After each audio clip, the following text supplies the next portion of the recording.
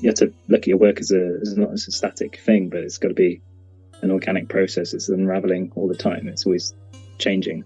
So it's not the paintings. You think of paintings as being one instance, one piece of artwork, but actually a reflection of a process over time.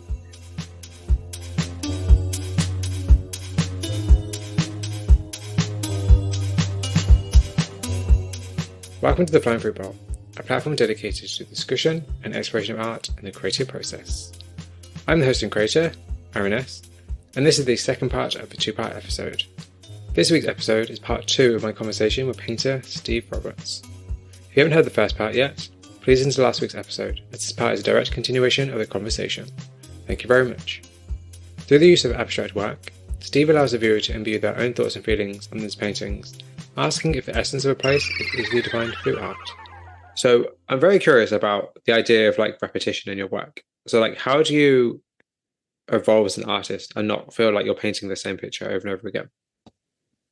So yes, that's a tricky one, because obviously to a certain extent commercial art does rely upon a certain level of repetition and consistency. If you look at any artist that seems to be commercially successful, by and large their work is very consistent, has a very particular look that carries itself through all the work. And although they adapt and they change over time, there's something about the work that's very coherent when you see it together. But I think that if you narrow down the subject matter that you're actually painting, in some ways those restrictions, those parameters can actually be beneficial to your output and your creativity, because some restrictions on what you create can actually lend themselves and lead to more creativity. So I avoid trying to do the same thing over and over by switching up the subject matter, because if I get bored from painting the same type of scene after a while, I'll become obsessed with certain subject matters for a period of time, maybe a month or two, and then I'll move on to something else. And that's been a theme in other areas of my life as well. I've become very, very into something, and then I'll move on to something else, and I'll be very obsessed with that. So there'll be the landscape, but then there's all these subgenres within it that I'm attached to at any given point. And once I feel like I've kind of done something to death and I'm bored of it, then I'll move on to something else. And I think by doing that, you change the work, but it's obviously still your work. It doesn't change drastically, but there's enough of a shift there that it remains interesting and fresh, and says something that's worth somebody spending their time and actually looking at and living with that piece of work. So what has been a subgenre that you've been obsessed with for a month or two that you've been surprised by? So going back to the horizon thing, that was an obsession for a while. So I didn't know why I was obsessed with it, and I was just kept painting these big expansive vistas with horizons and big skies. And then I started to think about it more and more, and I thought it seemed to represent this transition between where you are now, both physically and metaphorically, and also where you want to be. So there's the sky, which is the unknown quantity, and then there's the land which you're stood on. So you're connected to the land, but you don't really know what it's like to be a bird that's flying in the sky. So the sky is an ephemeral, unknown quantity, and it's always changing, whereas the land is solid and is, for the most part, a constant. So it seemed to represent some kind of shift between what is the here and now and the future. And also it kind of links to what we were saying with the biggest challenge of being an artist in some ways as well, because you're kind of always constantly battling yourself. The unknown is, what happens if I challenge myself? What happens if I actually look at these areas of my life which are somewhat lacking? Or I could just stay here on this hillside, which I know is solid, and which I know is comfortable. So it has many different angles to that composition to that sort of that theme.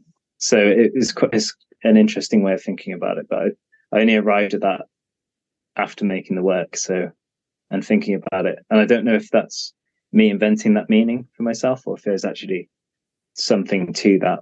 I think it says a lot if you create the work and then in hindsight you were like, this is the meaning of it. And a question I want to ask you is the idea of like, when does meaning come into play when you create your work? Like, do you often have like a meaning before you create the work, or is it during the work, or is it actually after the work, or is it possibly all three, depending on the image? So generally the meaning, I don't really know what it is until I've made the work. So I'll go out into landscape, make the paintings, and it's only through making the work itself that the meaning comes after. So, and sometimes I don't know what the meaning is. It's just a moment in time. It's just that the thing that I keep talking about, being present in the moment and connecting to the experience of being in a particular location.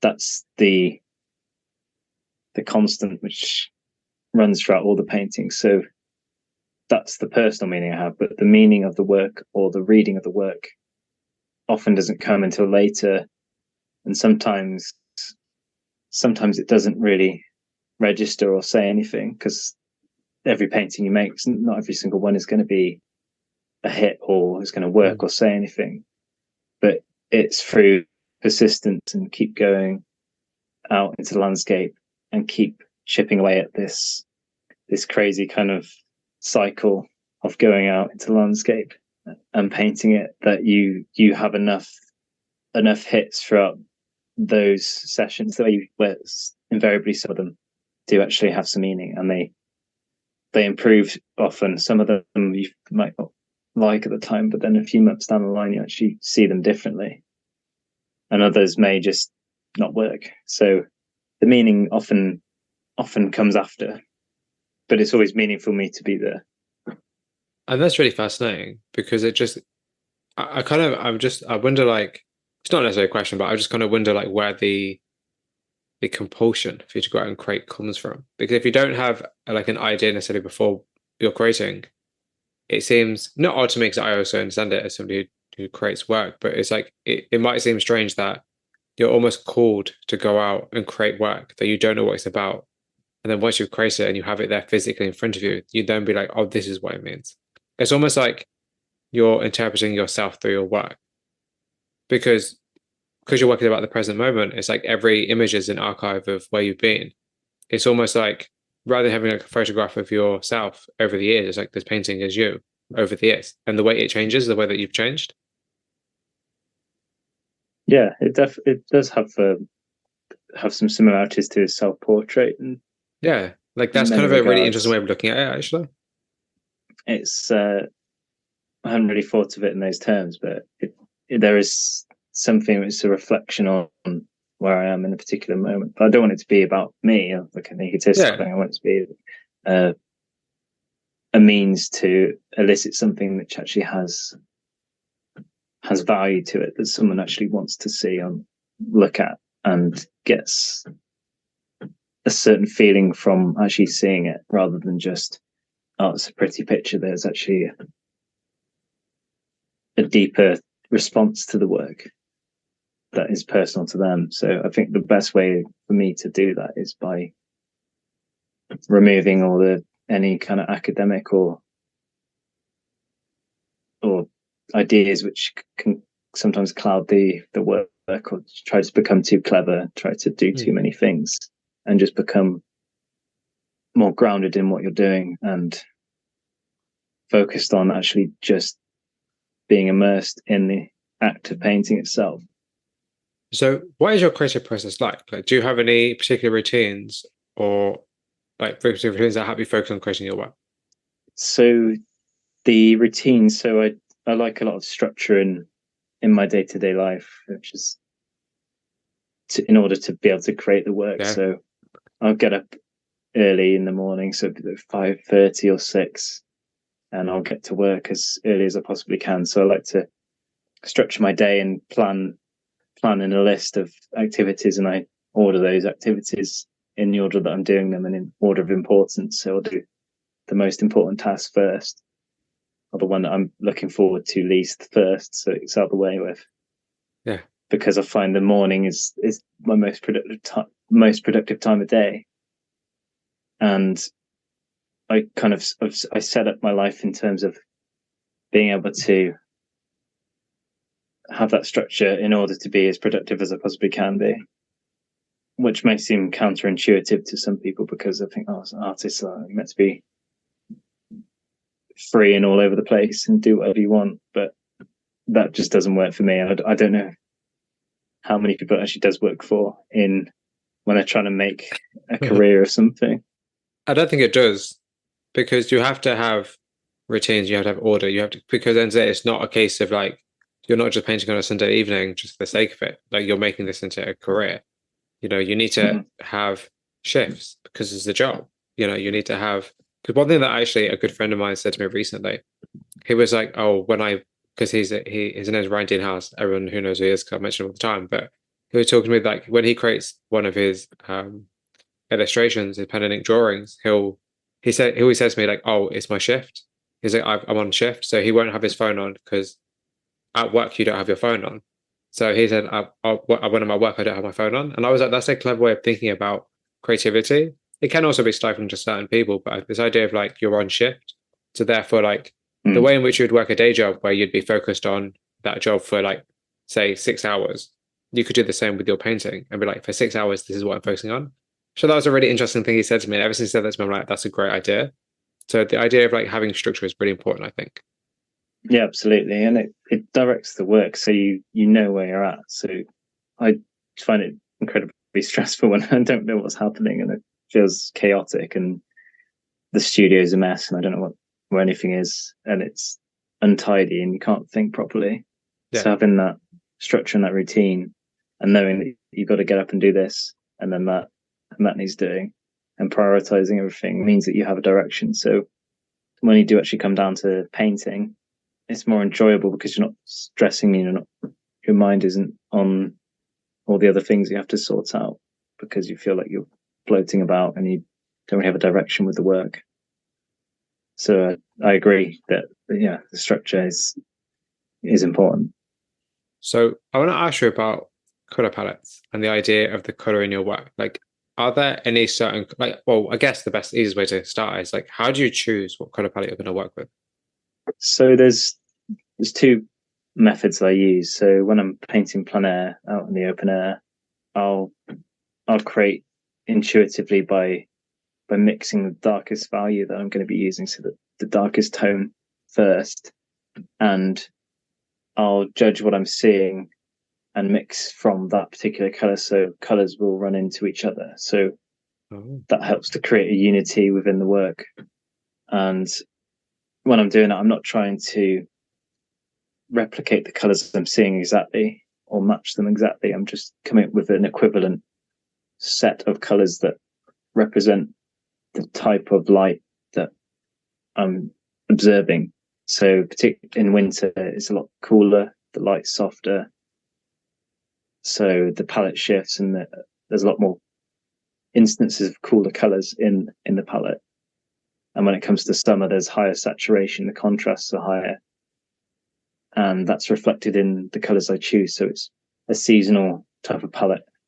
So the colors themselves change depending on the time of year, the weather conditions, and depending on what colors I choose to use. Sometimes I use a limited palette to reflect that in a way which is more accurate to what I'm seeing. If I want to create something with a particular mood, then I'll reduce the palette down.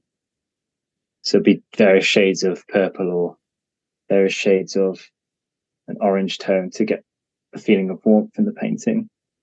And then when I come to paint back in the studio, I've started a process where I reflect on what I've seen and create color swatches based from memory. So I'll create sketches and studies outside, and then I'll go back to the studio and I'll reflect on that and then paint based on the memory. And so I try to recall the colors I've seen. So I don't have a reference point. I'm just accessing my memory of being somewhere and trying to convey that in the best possible way I can by mixing from my memory.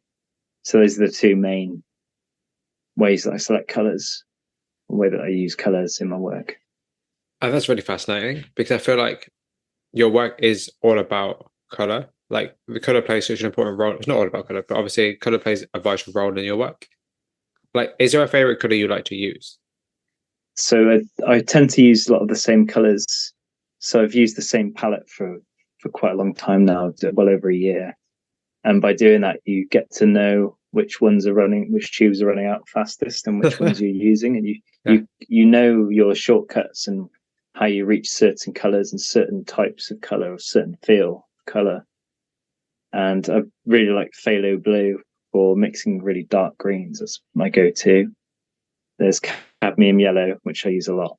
I use that a lot to mix my greens because I don't like to mix greens from a pre-made tube. I don't have any green on my palette at all, so Wow. I mix it based on blues and yellows and then adding earth tones. So burnt sienna and raw umber, which I use to tweak greens and make them more earthy. So by having that same palette, I am able to identify the colours I use a lot and the ones that I tend to favour. But it's the phthalo blue, cerulean blue, cadmium yellow, and Naples yellow are very used a lot in my work. And then the other colours tend to be used as tweaking colours. Purple as well, it appears a lot. So I have lots of purples for shadows, and that seems to indicate shadows for me for some reason. Like I find that fascinating for a lot of different reasons, but mainly because it becomes like your insignia almost. Like you have like certain colors that become your insignia, but also the fact that those colors are accessible to everybody, you use them in a certain way. And like the idea of like purple for shadows is really like that's really interesting actually. Because it's just like it's like a suggestion or something. It's not actually telling you something. Like that's what I find very fascinating about that. Like are there any colors that you would like to use? Yeah, I'd like to get more yellows. So I've been using one called processed cadmium yellow, which is really nice to use because it adds a real luscious, rich green color.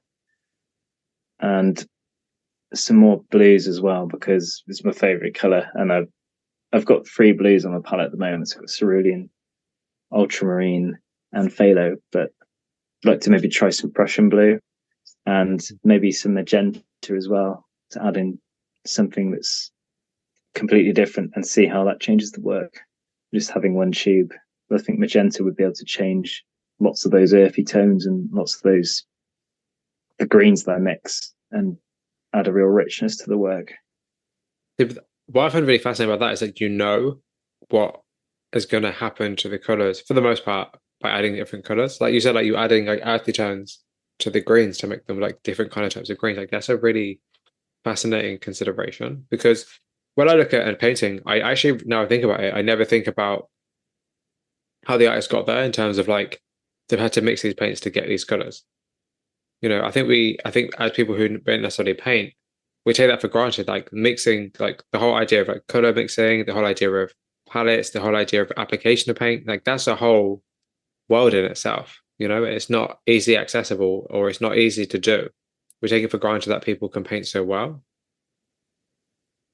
Yeah, definitely. It's and there's not just one way to reach those colors Yeah. either. There's so many different ways to actually get to the same place, and depending on changing a few different paints around, you can have a completely different feel in the work. So it's I tend to use the same set of colors just because it gives me a constant. So I'm not worried about actually using the materials themselves because I'm familiar with the way that they interact with each other. I've developed a system just by repetition of using those particular colors to create shortcuts, and then from there I can build complexity and I can shift things around. So it's something that's reliable that I can go back to time and again. That gives my work a consistency and just builds confidence in the fact that when I'm actually out painting plein air, there's something reliable because everything else is so out of control and there's less control than in the studio. So by having some parameters of control there, it means that I don't have to worry about the actual technical aspects, and I can just focus on making the work. So have you actually ever considered painting like a monochromatic or like a nightscape?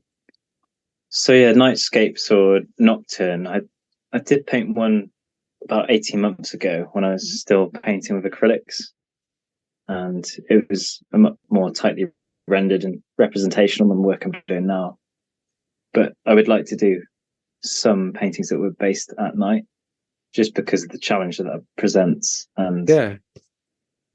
how I would actually approach that because my work's so ambiguous. And then the fact that it's at night means that automatically it's more ambiguous than it would be during the day. So how do you approach that? Do you still stick with your approach of painting, or do you look at it in a different way? Do you use larger brushwork to present huge planes of color, or how does the palette change? And do you use the same palette? So definitely would like to tackle that subject matter. So it's something I could do this year. I think it should be really fascinating to see how like different your work will be because of it. And also just the idea of like being, I mean, I'm assuming you paint mostly alone, but being alone at night in a like very expansive environment is very much a certain feeling and a certain kind of atmosphere that you can't really describe because it's both very safe and unsafe at the same time. Like there's a huge comfort to me, at least, in being alone at night somewhere expansive. But at the same time, there's also the danger of like it's also a very, very vulnerable situation to be in. And I'm kind of curious like how that would filter through your work. Yeah, absolutely. I mean, it would be quite eerie, I think, especially around the Cotswolds, because it's so quiet during the day as it is. So if you go there at night, then you have the sounds of owls and rustling in the bushes, and you don't really know what's going on. But it's also eerily quiet because there's nothing there. So you probably just see the vaguest outline of a hill, or the vague outline of the edge of a wood. And how do you describe that in paint, or how does that affect the way that you paint and the types of mark we make? So I would like to go out there. I'm having had to get myself a head torch now, and and go out there and film it. As other figures, how would you make a vlog when you're out at night? Because that would be quite a good episode. You need some very, very good lights. That's what you'd need. No, that'd be fascinating. But then again, as always, like that's another challenge that you can figure out how to do because you like challenges and it's going to work out well because you never know in the future you might make a series out of it or something. You never know. Yeah, I think I'd have to get to the location whilst it was still light to set up so I feel comfortable, and then wait until... I think you'd have to location scout and also pick the right place. I feel like just setting up shop anywhere wouldn't really do. But the problem is, I guess also the problem is that would change your approach because it wouldn't be just you being struck by something. You'd have to plan. That's not something you'd be able to just be intuitive about. You'd have to plan it, which is going to be would be an interesting challenge. Or like painting whilst it's like twilight would be nice. Yeah, absolutely. Yeah, I think it would have to have a very distinctive atmosphere, have an impact during the day, so that would translate somehow. That's it, or even painting a transition from day to night. So rather than painting at night or in the day, painting from like obviously twilight to blue hour to nighttime, but the documenting that transition from day to night could be interesting. Like a really long process of the painting, or just do a small part and then move on. Even just like quick studies. Because think about it, like blue hour lasts maybe like 20 minutes, half an hour, depending on the time of year. Like you could challenge yourself and create some like really kind of, I mean, I don't like any ideas because it's not like you don't have enough already, but it's just like, the idea of like, really kind of either really big or really small, just really, really just like bold, big brush strokes or kind of, very like intuitive just for like a 20-minute, half an hour, what's the light fades and capture like that, the kind of feeling and emotion of that and the place. Like that could be really interesting. I don't know why I'm suggesting this, but I think now I'm thinking about that. Like I really want to run outside during twilight now. I'm like, this is such a good idea. because I don't know this, because there's something nice about this idea of like documenting a place, but also documenting the absence of that place too. Like the idea that you're creating an image of somewhere that's not really of anywhere because it could be anywhere. Because at the same time it's also nowhere, but because it's nowhere, it's also somewhere. That makes no sense, but it makes sense. No, I know I don't what know. you're trying to say. Yeah, because it's ambiguous enough for somebody to see somewhere that they know, or it Yeah, reminds them of us, yeah, or it gives them a particular feeling. It may not be the place itself, but it elicits a feeling within them. yeah, So by going to a place at a particular time, so you have this small window of time, yeah, you're having to be direct and get something down. And I think there's something in the energy and the liveliness of those marks, and the fact that you went out there deliberately to do that. That means that you're more likely to hit upon something from doing that because you know you've only got a certain amount of time, so you yeah, have to get on with it, and you can't be self-conscious about it. yeah. Which actually brings to the question of like, how long does the painting normally take you if you're doing it outside? So it usually would be a few hours, up to maybe 4 or 5 hours, Mm, depending on the size of the painting and the complexity of what's in front of me of the scene. I paint very directly, so I'll put a ground color on, so the first layer that goes down, and that tone will be influenced by what I'm seeing. So I'll look at the landscape, but I'll decide on the ground color based upon what the overriding color is within that scene, which dictates the mood of the final piece, because that ground color then shows up in the final layer, because there's instances of where the ground color shows throughout, which creates its own unity within the painting. So you have the unity of the ground color, and then you have the unity of the colors, which are created by mixing one color into another, and then into another, and into another. So they all share a harmony. So you've got these two harmonies working together within the painting. So it usually takes me a few hours, and it'll be done in one layer of paint. So I'll go straight on with the thick impasto rather than what I used to do, which was I would create a thinner layer with a medium called Liquid Original, which thins down the paint, and then apply the liquid impasto. But I felt that having worked in that way, where I had the first layer down, it gave me, it's almost too stiff. It's felt too static. Whereas if I go straight in with a thick paint, then it's more deliberate, and sometimes I may have to scrape the paint off, which is annoying because you use a lot of paint. But yeah. generally speaking, it has more impact. It has more vitality. It has more energy. So by going straight in with that thick paint, I'm able to access that kind of that direct feeling, that response in a more direct way. That's very, very interesting because the application of the paint itself, like the way in which you have impasto paint, the way in which you make sure that the paint's thick, it obviously gives the work a sculptural quality. And I'm kind of curious, like, do you think that because a lot of people will see your work, well, most people will see your work online, do you think that your work translates well online? I think it does translate, but I still feel that it could be better, because I could utilize that more effectively by giving photos of the work from the side, of Mm, showing videos of the texture, because it's such an important element of the experience of reading the work. So the texture is intrinsic to the work itself, as is the color. So if I can convey that in a more obvious way to somebody that's scrolling through Instagram or looking on my website, then I think that's something I should do. And it was only from this question yeah, that I really had the idea. So, but I think that needs to be shown in a more evident way than I'm doing at the moment. But I think that generally speaking, the art that's online, the photos often will reduce the image down. You don't really get the sense of scale. yeah, But there's tools such as ArtPlace, which I've used. So ArtPlace allows you to put work into a particular context, so in a domestic or a commercial context on a wall.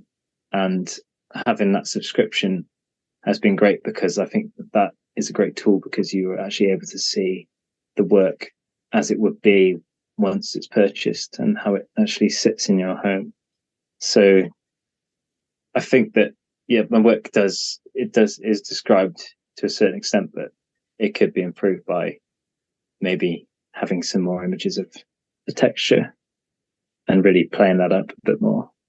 I think even if you created a time lapse of the sun filtering over one of your paintings so that you see the shadows moving across, even something like that would be great to show the three-dimensional form. And I think this is actually a huge problem I think a lot of artists have that who create work that is well, actually, I think this is a problem that all artists have because we forget that art is a physical object.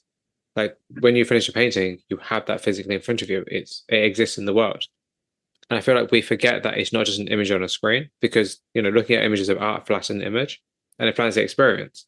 You don't look at a painting online and be like, this looks great, without realizing, the depth, the colors, especially the colors, because the colors are rendered differently. Everybody's screen is calibrated differently. So the colors I'll see of your painting on my computer will be different to your eye. And I think that changes the whole experience of art generally.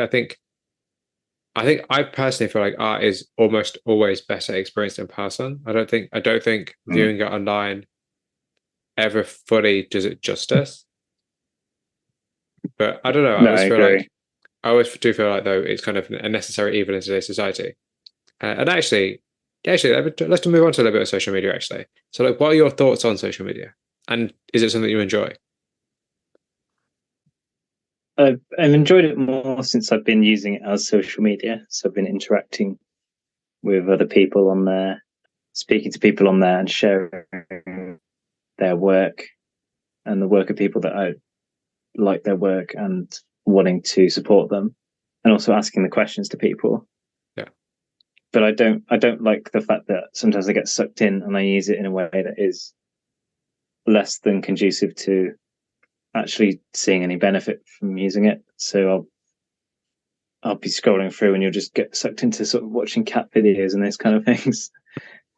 That's when it's a bad thing, because it can be a massive distraction if you're not using it in a way that is intentional, in a way that supports other artists or is actually engaged in the arts community or in the communities outside of that that are linked to art. So if I'm on there now, I've got to actually do something that's useful or is actually conducive to either getting more followers or supporting other people. So one of those two camps is either for myself or for someone else's benefit, or to just engage with somebody because I like their work. But it has to be genuine, because I went through a phase where I just comment on anyone's work and it just kind of felt very contrived. So it's good to ask them a question, and more often than not, artists will respond to you and they're very generous with their time. That's what I've experienced on the whole. And people will actually get back to you and send you links and things like that. Yeah. Although you can be careful clicking on links on Instagram as long as it's genuine. But I think social media is great, but it has to be tempered by some controls, and I have to use it in conjunction with actually going out and seeing people face to face, and actually going old school and seeing people actually in reality, and speaking to other artists and people in the local area to you, to get yourself out there as well. So I think you need both. You can't just rely on one or the other. I think you have to marry the two together. Do you actually often show at fairs, or is that something you would like to do? So fairs, I've got a couple this year. So doing the Bath Contemporary Arts Fair. Oh. So in May and September this year. I haven't done any fairs as of yet. I've done a lot of exhibitions, but I think the fairs are good because they're generally bigger. There's artists outside of your own network. There's people there that travelled there because of particular artists. So in some senses, you've got more of a buying public available to you, or people that are, on the whole, on average, more interested in your art than if you were to just rent a pop-up gallery and you're getting everyone in, whereas there it's more targeted. But then the downside of that is that a lot of them are very expensive, particularly more the prestigious ones like Battersea, or the one at Aintree. Can't remember the name now, but they can get very expensive. But I think they're well worth doing, and something I'd definitely like to do more of in the future over the coming years to get my work out there and widen the reach for my work. Yeah, because I'm going to go to the other art fair next month in March in London. Because I always go every year to go and just kind of see who's exhibiting, meet new artists, because it's a great place to meet artists. I think it'll be really worth you doing. Obviously, provided you have the money, provided the costs are suitable for you, because I know it's expensive. But I think something like that would be great for you and your work, because I feel like your work needs you there talking about it, because I feel like that adds so much more value and kind of much more perspective to it. So let's talk a bit about exhibiting your work. Like, at what point how did you get into exhibiting, and at what point did you know your work was good enough to exhibit? So I got into exhibiting via a group called Art Force Collective, which I'm a member of, which came about as a result of graduating from my masters. So I had two friends on there. This guy called Colin Clark, and who's an artist and illustrator, and a printmaker, Joe Biggerdike, who are members of that group. And they asked me to join the group, and we were just a group of seven. We are a group of seven Gloucestershire-based artists, and we exhibit regularly and do workshops and various different events around in and around Gloucestershire. So the exhibition came about because of that. So that gave me the drive, the impetus to actually produce a body of work for show. And the first one we ever did was about 6 months into actually taking the painting more seriously and focusing on landscape. But I didn't really know that it was ready to show. I felt like it was the best I could do at that particular point. And so I just put it out there and just kind of roll the dice, so to speak. So I didn't really know it was ready, but often I'll have critiques with Colin, who I've mentioned before, particularly before exhibitions. So we'll get our work together and we'll make selections, but with someone else's eye as well. So I think that's a really important thing to do, especially if you're working in isolation. If your studio doesn't have other artists in there, it's not a shared studio, because then you can actually either confirm your feelings about a piece of work, or someone might say that doesn't work, or it works but it doesn't work in context of the other paintings that you want to show. So it's important to have outside influence, I think, in that. But I didn't really know it was ready to sell. I just put it in the exhibition. So just took the chance, put it in there, and then see how it goes. So I think that's the only way that you actually are able to identify if it's ready or not, is by actually taking the plunge and putting the work in there. Especially if you like, well, this is the best work that I can do at this point. It may not be where I want to be, but it's the best I can do right now. And then show the best work that represents your best at that particular point in time. I think that's the way to view it. And if you do that, then it's definitely worth exhibiting. The idea of critiques, I think, are super duper important. Because I think the one thing that I got from university is that you always had a critique. You always had to show your work to other people, whether you wanted to or not. You kind of had to. It kind of forced you to make work, really, because you knew you had to show it to people. You knew that people are going to actually kind of tear it apart in both a good and a bad way. And do you feel like that is something that we need more of in the arts? Because obviously, beyond just art force, but like just in the artistic community, the idea of like valid critiques. Yeah, I think having critiques is absolutely vital, really, because you're working in isolation a lot of the time and you don't really know where things are headed. So it can become a little bit isolating. You can feel like you're in a bit of a bubble and a bit blind to your own work. So having an extra pair of eyes, I think different people's perspective on your work is important, because they'll view it from a completely different angle and you won't understand what their angle is because you're not them. So having that is massively important. And I think we tend to be a bit overly polite in the UK. Oh yeah. And we're very sort of closed off and emotionally cold, perhaps. Yeah. A lot of us are a bit distant, and we don't say what we actually think about things. We just think it like, just toe the line, just be polite. Well, that's lovely. Something vague, like, that's nice. I like the colors there, that kind of thing. Whereas it's very rare that you actually get someone that gives you an honest critique of your work because the social conventions and the fact that you're thinking that you're stepping on someone's toes. But then it's quite welcome when someone actually is like that and will give you that critique and isn't exactly shy about tearing your work down, because often, even though it's uncomfortable and it can be unpleasant at the time, they might actually be right about some of those things, or you think, oh, I agree partially with them, but maybe they're not correct about some of the things.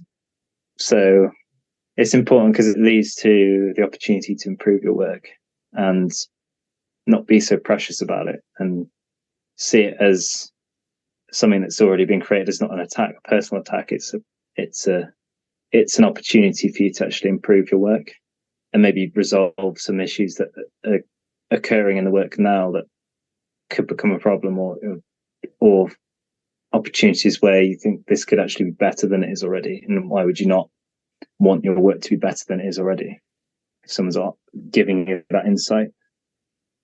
Do you think that social media is a good place for critique? It can be.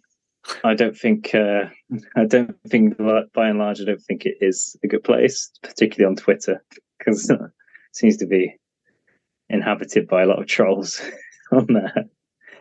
But it depends on if it's coming from an actual account, from someone that's genuinely giving you critique. I think it can be, but it depends on the wording. Potentially, it's never going to be as good as it is in person, because you can't convey all the emotion, expression, and the kind of the nuance that's necessary in order to convey the point that you're trying to make in a way that isn't taken the wrong way or as offensive. Because you send a text of someone and it reads completely differently to in life, because it seems blunt and it seems a bit you're being short with somebody, but you're just being economical with the word count. Yeah. Where you can't convey all the cadence and the inflections on the words in the same way. So I think that maybe there needs to be more of that, because it's kind of like an extension of the society. It's a reflection on Instagram's very polite. I've had one hate all the time I've done it, so I'm quite lucky at the moment. But I think there could be more opportunity to be critical, or at least have a critique and not be offensive to somebody. Might sound like this, but I think this maybe could have been better. But then it's how is it taken by the person? Because a lot of artists are quite sensitive, I think, to criticism, because it feels so much part of who they are, or who we are, that it feels like an attack on yourself. But to distance yourself from that and see it as they're not actually attacking you as a person, they're just seeing something in the work that they don't particularly like or think is actually serving the work. So why do you put your work on social media? So the only real reason I have social media is to promote the work and to show people my paintings and my practice. I don't think if it was for that, I probably would not bother with it, to be honest, because it takes up so much of your time and it's so much energy that unless it's for an actual purpose that has an outcome that's going to be beneficial to you, then I wouldn't necessarily become involved with it, because I think there is a tendency that it can become quite narcissistic in some instances, where people are just taking photos of their life and orchestrating the image of what their life actually is, when their life is not going to be like that. It's sort of it's only the best bits. You only see like the highlight reel. Of course. And it's perfectly composed and lighting's perfect and they look good in the shot and all this kind of stuff. So it's quite a strange representation of someone's life, and it's all orchestrated. But when it's for promoting the artwork, I rationalize that because everyone's online now, everyone's on social media. So why would you not utilize that? And it's the best way that you can actually get your work in front of people, and kind of like recognizing that that's what I'm using it for. It's a practical thing. It's a business application for me. It's not just a vanity project. Yeah. It's actually a purposeful endeavor that I've got going. So there's more of a purpose to it. Do you think you can be an artist in the 21st century without social media? I think you can be, but I don't think you'll sell lots of work in long term unless you have a circle of friends who are influential. I think it's possible. I just don't think that it's a particularly wise idea in terms of looking at the odds of that actually working out for yourself, because you're already inhibiting yourself by not having an account. So why would you not have a wider reach by putting in some effort into that and running it in conjunction with the other? Because one could argue the type of people you reach on Instagram are not your audience. Like your audience your buying audience may not be on Instagram. So one could argue you're putting all this work into Instagram. So like as an example, you're putting all this work into Instagram, and they're not even on Instagram. Yeah, it's absolutely true. And even if you are reaching people, you could be reaching the marketing manager, whoever's running their account.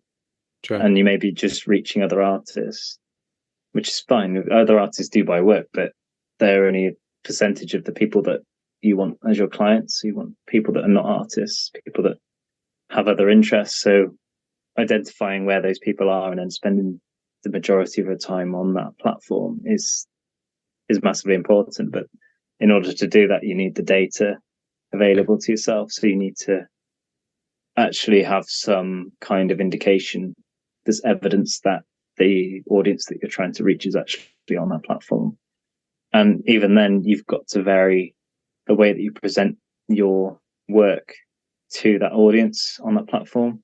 So this is something I've only just starting to recognize and cement in my mind, is that there's the work, and then it has to be varied depending on the platform that you're trying to promote the work on, and the copy that you write and the images you choose and the presentation has to be tailored to suit that audience as best as you possibly can. So it's just another one of those games I was talking about, puzzles within a puzzle. So it's kind of a never-ending process about trying to find that audience.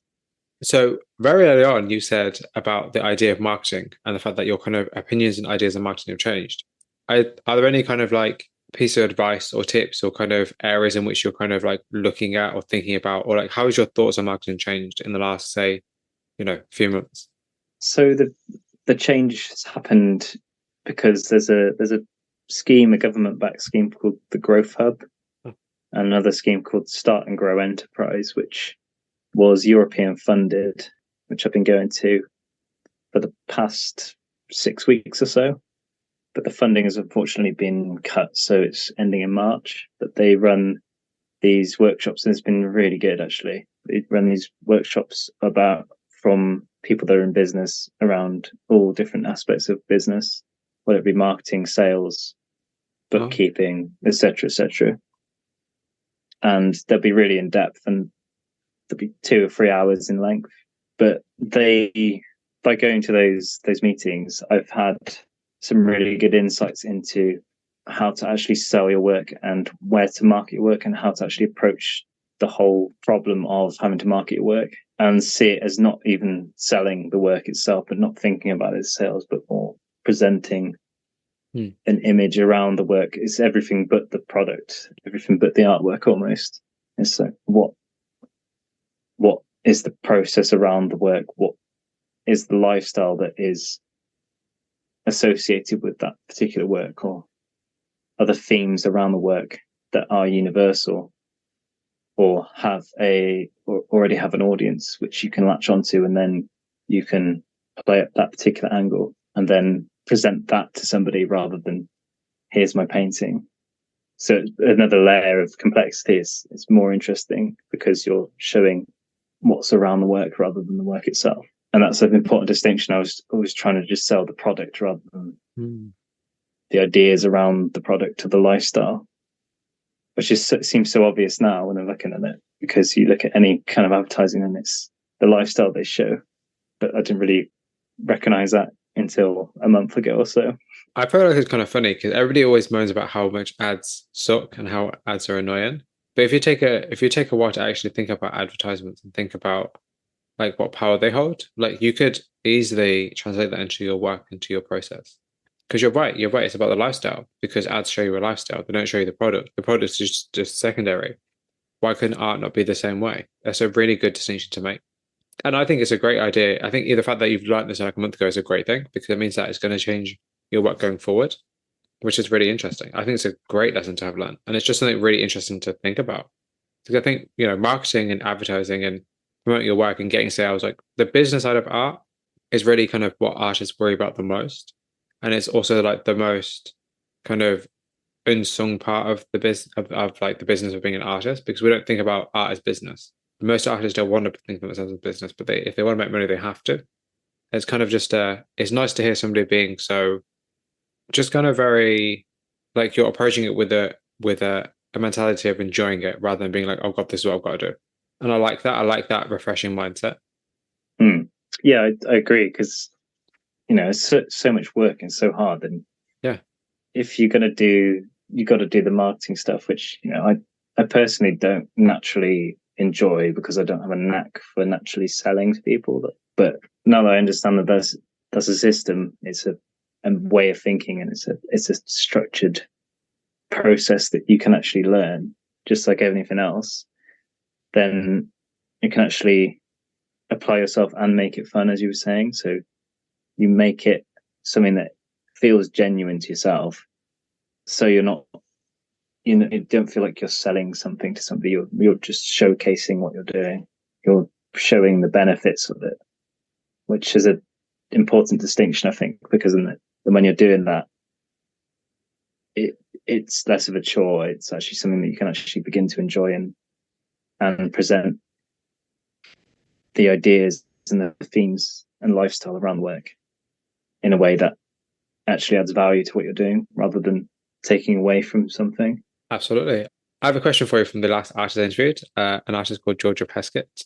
And her question for you is, does your practice provide you with what you need? It's an interesting one. In terms of fulfillment for myself, then I would say yes, because I feel connected to what I'm doing. I feel like the work I'm making is enriching and exciting to me, and I want to continue making it and keep making better work. See, the flip side to that is, is it providing you with what you need in terms of finances? Then not currently at the moment. It is starting to pick up and it's improving. I still have the day job. I still have regular income. But then the downside of being a full-time artist would be that you don't have that regular income. You don't have a guaranteed set amount of money every month. One month you might make a few grand, and the next month you might not make anything. So that's the scary part about it. And it is quite a scary prospect, actually not having a guaranteed income every month, and just having the faith in your work and your ability to stay positive and keep moving the work forward and doing everything you can to drive the sales of your work.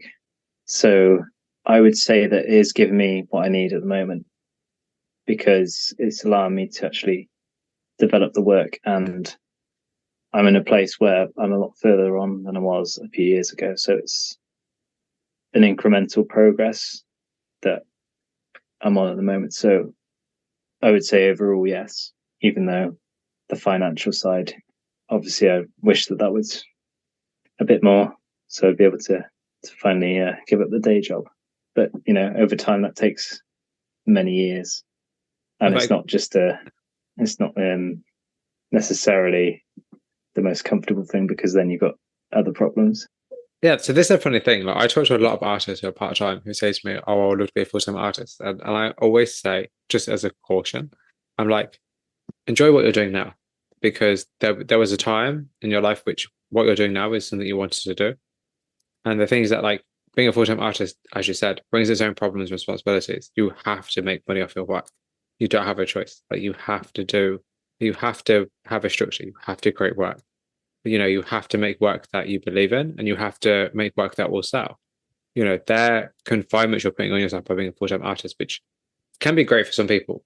But I personally feel like being a full-time artist isn't for everybody. I think it's everybody's dream, but it's not everybody's reality.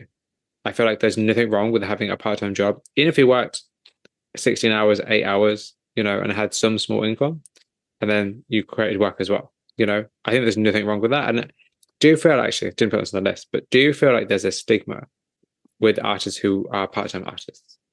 Yeah, I suppose there's a perception that you're not like maybe not at the level that you should be, or your work is lacking, or there's something, or you're not taking it seriously enough because you haven't got the business acumen, or you're not sacrificing enough of your time and your lifestyle to facilitate making the work.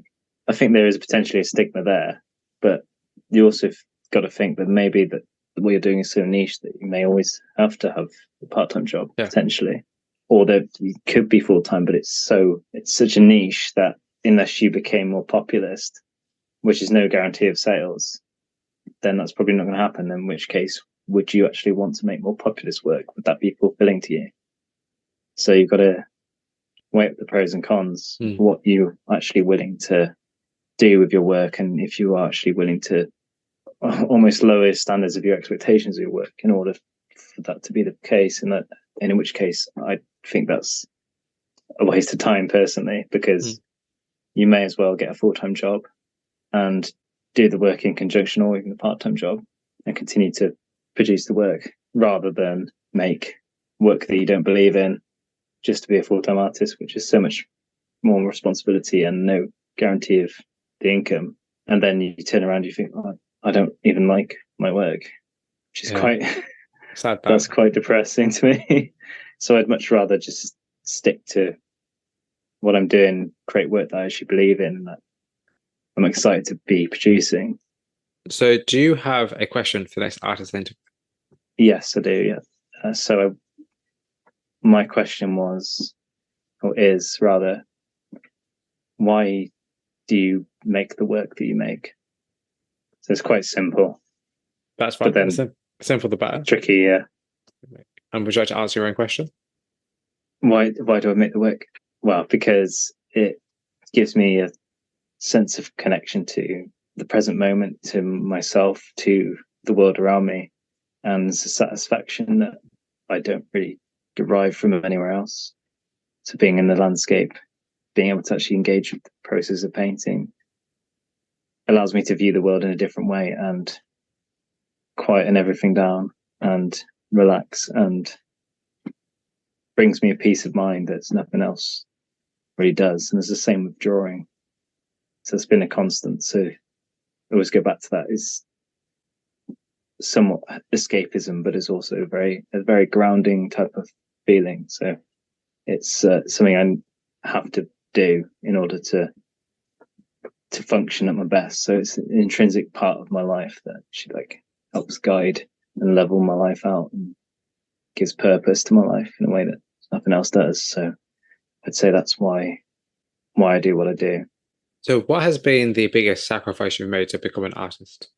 So biggest sacrifice would be going back to the part-time hours, sticking at part-time, and then organizing my life around that, and spending all of the other days that I have free working on my practice, very rarely having a day off. So I've also, as well as given that time over to working on my practice, I've also I've made changes where I've looking at sorting my diet out and all the kind of boring technical things, like sorting your diet out, staying as healthy as I possibly can be. So I've decided I'm cutting out any snacks and sweets and anything like that that's going to affect my sleep, and then have an incremental effect where it affects my ability to perform and actually create work the day after to the best of my ability. Yeah. Getting plenty of rest when I can, actually giving myself a day off from time to time as well, because you feel guilty whenever I'm not actually making work. So, which is insane, because you can't work constantly forever without having some negative impacts. Oh yeah, absolutely. You'll burn out. Yeah. So actually blocking that in, and then just sacrificing that, sort of making my lifestyle revolve around the artwork being the main focus, which maybe isn't the healthiest thing in the world, because you do sort of sacrifice maybe potential friendships or looking for relationships and things like that. That suffers, I think. And that's another, if you're full time, then I think that has a massive impact. I imagine that's quite a common issue that artists have, I would have thought, is how do you fit a lifestyle around having a partner and not actually like them accepting that, which at the moment doesn't seem it seems pretty crazy at the moment. So that's the problem. I think you've raised some really good points. I think especially about diet and rest. And actually everything you raised is good. The idea of relationships, diet, rest, and sleep and days off. I think all of those things will impact you in terms of what you will or what you won't produce. I think particularly the idea of rest and having days off, like you need some time to take a step back and not create anything, which is hard because all you want to do is create because you're in that mood. But I think it's really important. And it's something that I'm definitely learning myself. I was trying to do 100 things at once. It's like you have to take a time off. You have to take a day off. You have to step back. Because if you don't, you're just going to burn yourself out and you'll be no good to yourself. So I highly encourage you to take a day off, or at least take half a day off if you can't take a whole day off. Because or just do something completely different. Just go and watch a film, or just go and take it. Well, you can't take a walk because if you take a walk, you'll see loads of places you want to paint, which is going to be annoying. Like that's the problem, is you can't be like, oh, I'll go outside and escape, because you go outside and you'll be like, no, just stay inside the house. That way you'll be okay. But like I would highly advise you take even just like an extra hour just to rest, because it's so. I think resting, I've learned in the last year, like you have to rest. It's important. It's something that I need to get better at myself, but like you have to do it. You have to not constantly be working all the time, because you just don't need to be. There are times for it. As I said earlier about like shift, like kind of looking at your practice like shifts, is like you factor time into work and you factor time into the rest. I feel like once you get that balance, you'll be fine. I think getting that balance is the hardest part. Yeah, absolutely. And it's knowing how much time you're allowed to take, especially when you're busy and you've got so many different things that need attention. But I think having that, even if it's only half a day a week, whereas you just shut off maybe on a Sunday or something, I'm not working now. Because you don't need like a whole week off. That's not the point. You don't need like well, maybe you do actually, to be fair, but you don't need like a whole week off. But it's just like you need some time where your mind is kind of just idle, where you're not thinking about art, or you're not thinking about creating work, or you're not thinking about any of the other kind of outside things like marketing or creating YouTube videos or creating thumbnails or editing or audio, or just the million and one different things that people don't really see that is a part of the practice. I think that is finding a way to do that in a way that is going to be productive to you, that you're not wasting your time. Like sit down with a book. That's my best advice to anybody. Sit down and read, because that way you'll not waste time, but like the time will be well spent, but also you'll learn something, but also your mind will be in a place where you're not thinking about everything else. You can only focus on the book in front of you. If you have a computer open, you'll have tabs open, and that never leads to anything productive. Let's be honest. No, absolutely. Too many distractions online, and too many distractions on your phone. I'm well aware. Trust me, I'm very aware of that. A bit too much, I think. That's the issue. I'm like, I'll only be on Instagram for 10 minutes just to message somebody. Like 2 hours later, I'm scrolling through shorts and scrolling through like reels, being like, oh, this is a great audio track. Like, I don't even know. I don't know. The internet is, but then the whole point of the internet is your attention. That's what you're sacrificing, isn't it? Right. Okay. So if nobody saw your work, would you still create it? I'd definitely still create the work, but I don't know of how much intensity I would put behind the work. Probably would drop off somewhat, because there wouldn't be the need to continue to make it as often or frequently, and therefore perhaps the work itself would suffer a little bit. So I still would make the work, but the relationship with the work would definitely change, I think, because when you're making something where there's a need for it to actually sell as well as satisfy that need to create something, then it does change the work in some ways. Whereas would I be more experimental if I was to continue making the work, or would it go the opposite way, where you wouldn't be painting as much and then the work would slowly unravel or would begin to stay still because it wasn't given the correct amount of attention? So I don't know what type of work I would be making, though. That may well change, but I think I would still be doing something, drawing or painting work, one or the other. So I'm just curious, like, would you ever consider like maybe having a 6 month period or something where you create work, or create kind of like, say, maybe more experimental pieces, or maybe something slightly different that's out of your comfort zone and just never show it to anybody for a while? Yeah, definitely. I think I would. I don't know if I'd dedicate the entire time to it, Yeah. but I would like to start to put some time in place to actually experiment around my current practice, because I've had the idea of looking into more figurative type of work and portraiture, because I really enjoy drawing portraiture, as I've done a lot of sketches of self-portraits and of friends and family in sketchbooks, which has been really good fun, but approaching it in a way that is linked to the way that I paint the landscape. So it's not exactly representing someone as you see them or creating a likeness of them, but using that as a means to create something that's interesting, is more emotive, more ambiguous than just looking like somebody's appearance. So I'd like to experiment more with that, and I'd also like to experiment with more fully abstract work as well. I've had the idea to create paintings where I lay down a color and then I respond to that color by balancing it with something else on that panel, and then perhaps keep rotating the panel around, and then continually trying to balance what's happening on the panel and having no end point, and just keep going until I feel that it's a finished painting and where that point is. So there's no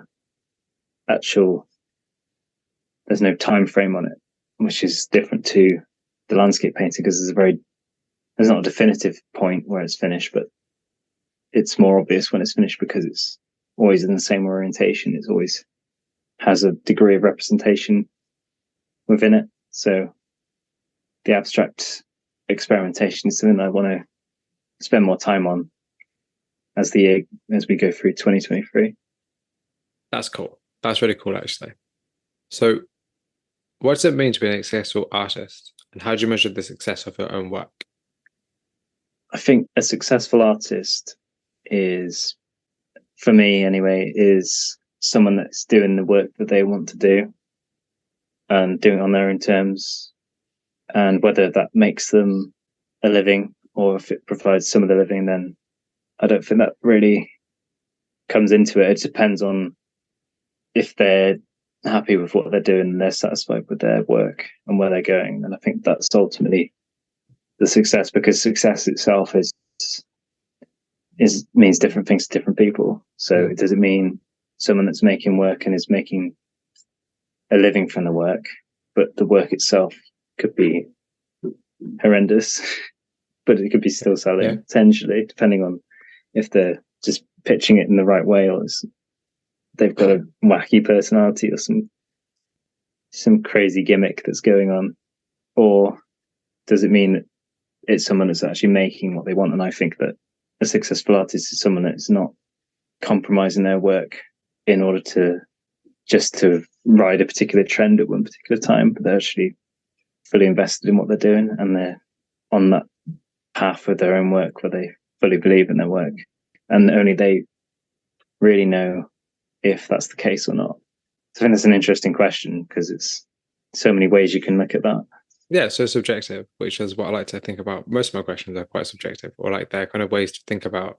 Like the reason that I love talking to people, and I say it all the time, is because everyone has a different perspective. And like the great thing about you and your work is that, like, I'm talking to you now about your work, and it's like, this is your perspective. Like the way you answer a question like, what's the biggest challenge, or, you know, what does it mean to be a successful artist? Like that will tell me a lot about you, and I'll tell the audience a lot about you, and I'll tell yourself a lot about you as well.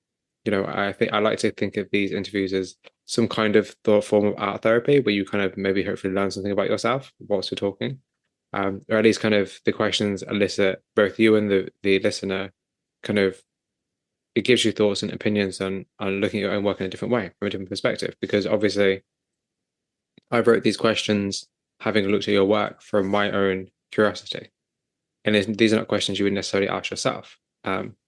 Maybe you do, maybe you don't, but it's kind of like I like asking questions like that, which are very they are subjective because it would just tell me about you, and I think that's what I'm here to learn about, because I'm curious. I'm curious about artists, and I'm curious about you and your work. So I'm glad you like the question. I'm glad people like any of the questions. So yes. But you also said, interestingly, you said about personality, and actually that's something I didn't add to this list. That I was meant to add to this list. You've just reminded me. So, which is more important, the skill of the artist or the personality of the artist? I would say it's a really boring answer, but I would say it's a combination of both. That's not a boring answer. That's a great answer. So there's some artists that are predominantly selling work on personality, I would say. Occasionally, you see that the cult of personality is very much a real thing. And they are particularly zany, or they have a particular angle, they have a story behind the work. And that sells the work because of the way they present themselves and the way that they're often very charismatic or articulate, or they have something which differentiates them from many of the other artists that they're in the surrounds of. Whereas the skill of the artist on its own is impressive, but there needs to be something else in there. There needs to be an angle on the work. The work needs to say something, communicate something that's deeper than just an aesthetic response. I think maybe not to sell, because lots of people don't view work in that way, don't view artwork in that way, or they'll just see it as an image to fill a wall, potentially, depending on what it is. But I think it's much better when there's a link to that work where that actually means something to the person making it. There's something in the work that is intangible. You can't really see or describe it, but you can definitely feel what it is there. There's something about the work that resonates with you in a way that I don't think it would if there wasn't the meaning for the artist. That wasn't just creating something that was a pastiche. That wasn't just an impression of something, or an impression of what they think a painting should be or a piece of artwork should be. So I think that you need both, really, in order to have the best combination. But without being contrived, without being just a gimmick. But then you could argue that in some senses everything we do is contrived in some ways, because it's influenced by the need for a certain outcome in a particular situation, or it's influenced by the people that we talk to, because we change our voices depending on who we're speaking to. We'll change the way we interact with other people. So there's a need for both. I think there's definitely the best outcome where you employ both of those things and you utilize both, but in a way that feels comfortable to you and doesn't feel like it's compromising your work or yourself. I think that's the key, is when it's not a hindrance. Yeah, that makes a lot of sense. I think it's cool to ask you because, you're trying to get into the realm of making yourself more personable and kind of showing more of yourself online, and kind of just being a lot more outgoing and kind of just showing the process of the work. And I think that comes up to the personality part, because I think it's very easy for artists to create work and be great, but then it's just a great image. We see great images all the time. So yeah, that's what I thought I'd ask you, because this is something you're actively doing now, so it's cool. And actually, do you have any advice for the artists? So the advice I'd have would be to just have your eyes open and keep paying attention to what's around you, and being willing to make the sacrifices necessary to make it work, and what you're willing to give up in order to facilitate that happening. But also be smart about where you're looking and being influenced by other people in a positive way. So looking at people that have skills and qualities that you may not possess, and then seeing how that fits into your own practice and how you can utilize those things in order to advance where you are currently and get to the place where you want to go and be definitive about where it is that you want your work to be and what you want your life to be like in a few years' time because of pursuing your work. So I think being observant in day-to-day life and being reflective and being in that reflective mode as much as possible is vitally important, really, because then you're able to improve your situation and get to where you want to go by just having your eyes open and reflecting on other people in your circle. And that's actually really solid advice. I think that's a great advice. I think the idea of just being observant just makes sense. As an artist, you look at the world and you internalize it and then you externalize it again. It's like you're a filtering process of like what you see. Like your work is a filter of what you see. So I think that's a really good piece of advice. And what would your younger self think about your work? My younger self, I don't know if they would understand the work or like the work, because my tastes in art have changed quite dramatically over the past 10 years or so. So there's paintings now. I'd never really gave much thought to abstract work when I first went to Cardiff and I was studying fine art there, which is kind of strange because now I've very much gone into that sphere, as it were. I don't know if my younger self would appreciate it because they'd be too obsessed with technique and be technique driven and looking at rendering something accurately, even though at the time my skills were not as good as they are now. But I just don't really show the skills as deliberately because I look at the work from back then and it's really not very good in comparison. So I think my younger self would be surprised that I'm painting landscape as well. I think I'd be doing something completely different, or I'd be still doing the illustration work. Because naively at the time I thought, I'll switch to illustration because that seems like it's an easier way to make money. Yeah, which I was wrong about. That's fascinating because like it's interesting to me like how you've had such like a journey to get here, but like now you're much more confident and you're much more in tune with what you're interested in, and the great thing is you're very well that your taste will change. Like maybe in 2 years' time, what you're doing now would be completely different from what you're doing then. And I like the fact that you're willing and ready to adapt to that. Like I like that. Like even now, like when I was talking, you were saying like you want to experiment more for this year, and it's like that's really cool because you don't know what your work's going to look like at the end of this year. So that's really, really fun. I think that's really, really cool. Yeah, I think you have to look at your work as not as a static thing, but it's got to be an organic process. It's unraveling all the time. It's always changing. So it's not the paintings. You think of paintings as being one instance of one piece of artwork, but actually a reflection of a process over time. So actually embracing that and understanding that's the nature of creativity in general, no matter if it's music or if it's art, visual art, or if it's acting, anything. I think that the fact that it's a process, I mean, it's always a continuum. It's never finished. It never gets to the end. It's literally reflective of where you're at in your life and represents some aspect of where you are.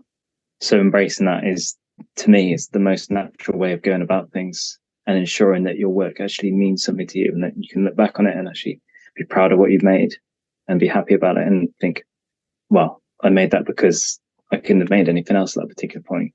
Yeah. And paying attention to that and following that all the way through. That's pretty cool. And the last question, so finally, the end, is what are you currently working on and where can people find more about you and your work?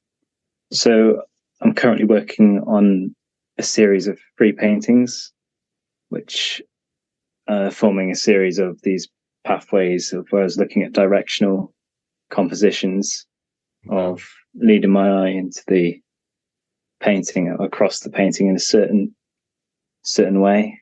And I was just because it's been winter for so long, I wanted to increase the amount of saturation and use lots of vivid color. So I've been excited to be painting on those. So I've set some of them up earlier today. So I'm going to be working on those.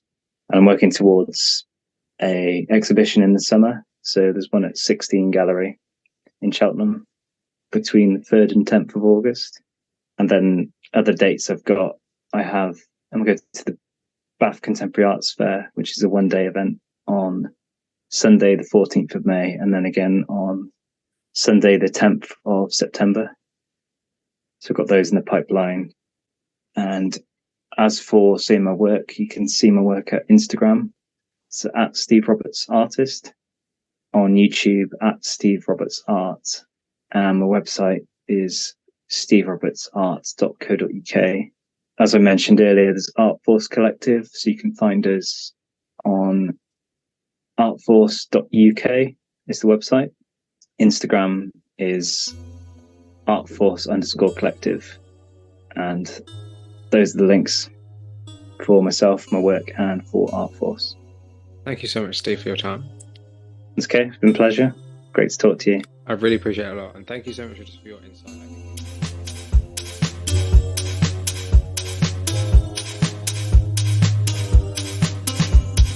That concludes the second and final part of my conversation with Steve Roberts. Thank you very much for listening. If you have any questions or comments about it, please send me an email at theflyingfruitbowl@gmail.com or get in touch via social media sites such as Instagram and Twitter. The Flying Fruit Bowl podcast can be found on a variety of sites such as Spotify, YouTube, or Apple Music. If you like the show, please consider rating, reviewing, sharing, or subscribing on any of these platforms to help spread the word. Also, please don't forget to check out theflyingfruitbowl.co.uk for daily art inspiration. And if you're a creative, please get in touch for a chance to be featured or interviewed. Additionally, we now also have a Patreon if you'd like to support the platform further. Tiers start from £1, and more information can be found over at patreon.com/theflyingfruitbowl. Furthermore, we now also have a PayPal if monthly donations are not your thing. I'll leave a link to our PayPal in the show notes. Once again, thank you very much for listening to this episode today. Until next time, folks, please stay safe.